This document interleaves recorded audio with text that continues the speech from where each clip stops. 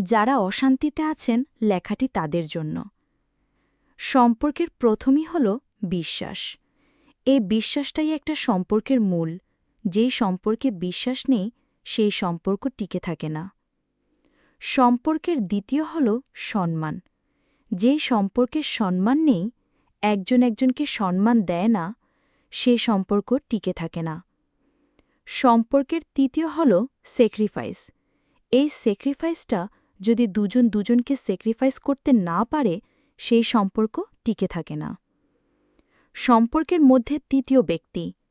সম্পর্কের মধ্যে তৃতীয় মানুষকে সুযোগ দিবেন না, তাহলে ওই সম্পর্ক টিকে থাকবে না। এবার আসি মূল কথায়। একটা সম্পর্কের মধ্যে উপরের 4টি কথাই খুবই গুরুত্বপূর্ণ। বিবাহিত জীবন শুরু করা খুবই কষ্টকর যদি আপনি উপরের 3টি কথা মানতে না পারেন।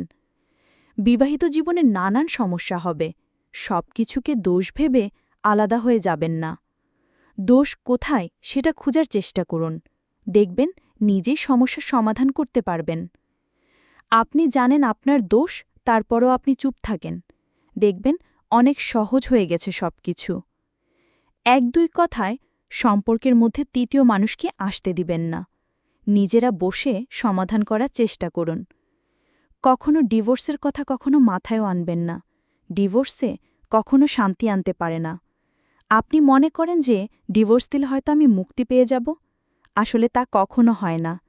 সমাজের 1-2টা ডিভোর্সি ভাই বোনদেরকে প্রশ্ন করে দেখুন যে তারা কেমন আছেন, তাদের নিজ পরিবার এবং সমাজের মানুষের সাথে কেমন সম্পর্ক, এবং সমাজ তাদেরকে কোন চোখে দেখে সেটা একবার কল্পনা করুন।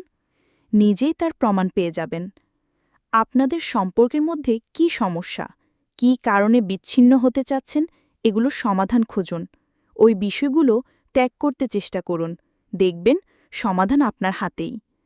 রাগ, অহংকার, জেদ এগুলো ত্যাগ করে প্রিয় মানুষের সাথে সংসার করতে শিখুন, দেখবেন পৃথিবীতে আপনার মতো সুখী মানুষ আর কেউ হবে না। এইসব কথাগুলো যদি আপনি মানতে না পারেন, তাহলে আপনার জন্য সংসার নয়, আপনি কখনই কোথাও সুখী হবেন না। ভালো থাকুক পৃথিবীর সকল সম্পর্কের মানুষগুলো, ভালো থাকুক প্রিয় মানুষগুলো।